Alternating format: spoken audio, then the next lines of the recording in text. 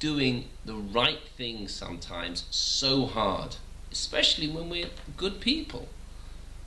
Well, to understand this, we have to understand what it means to do a good act, a mitzvah, a commandment, or, heaven forbid, a negative act. When we do a mitzvah, we do a commandment, a good act, then we are liberating, we are revealing godliness in this world.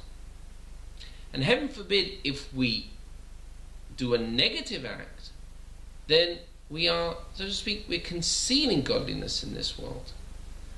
And what does it mean to conceal? Maybe you could say that an example of that, a parable for that would be, if someone would take the electric wires for a life support system, and instead of putting them in a life support system, they would take them and, heaven forbid, put them in something which would take away life. Now, how much godliness is concealed or revealed?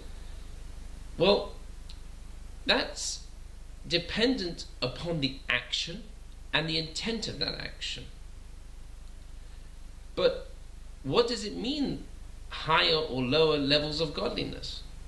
Well, the Medrash tells us that just as the soul fills the body, so God fills the world. Now we have a conscious, a subconscious, and a sub-sub-subconscious. So also, God, there are many levels of godliness. Ultimately, the highest level of godliness is beyond our intellect. The closer you get to God, the less you understand.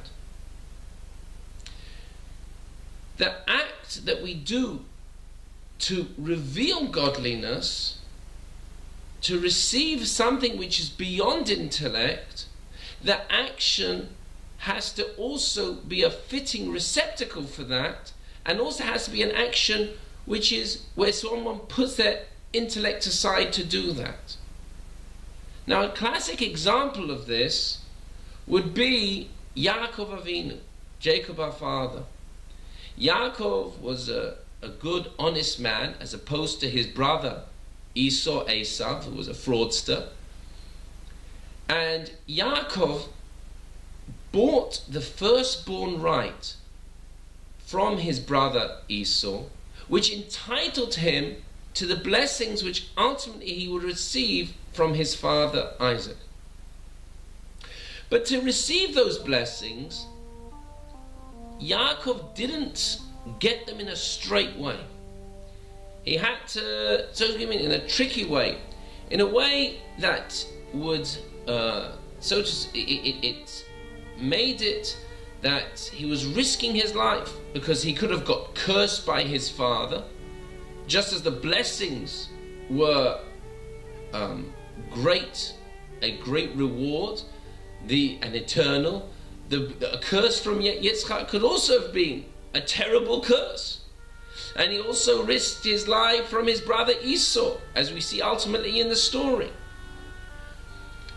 But to receive such blessings, these blessings were so high, were giving him an ability to connect to God in such a deep way. They were such a level of godliness where he could connect in a spiritual and physical way, that he had to act to receive those blessings in a way which he had to put aside his intellect. And that's why, according to Jewish mysticism, he had to act in the way that he did, where he put aside his intellect and he dressed up as his brother Esau, and he tricked his father, even though that he deserved the blessings. Now this is applicable to our day-to-day lives. Why? How? Well, we have set times for eating, for drinking, for our leisure time. And those times can't be moved.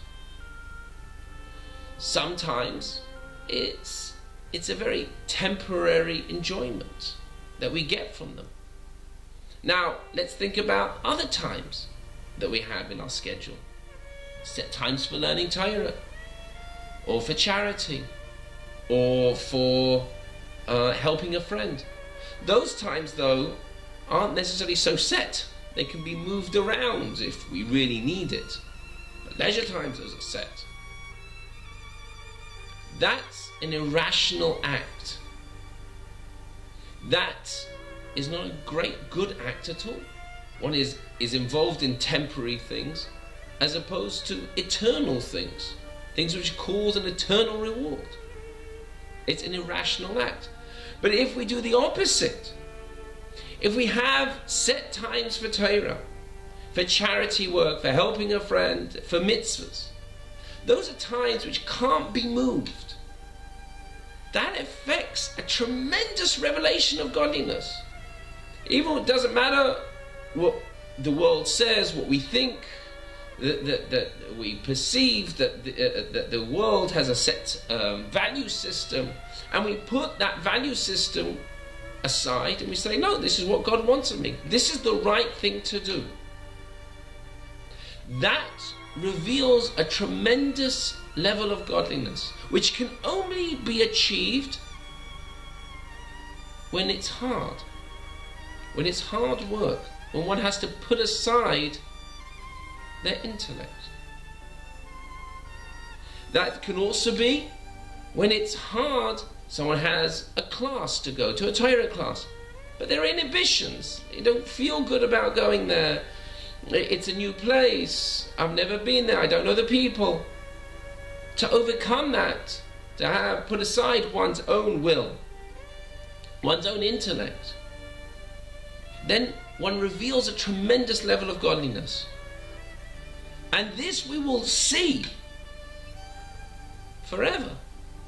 Very soon, as the Lubavitcher Rebbe has prophesied that Mashiach, the ultimate Redeemer, is coming imminently. And by doing these acts, by being obstinate in doing the right thing, we bring that time even closer. Think about it.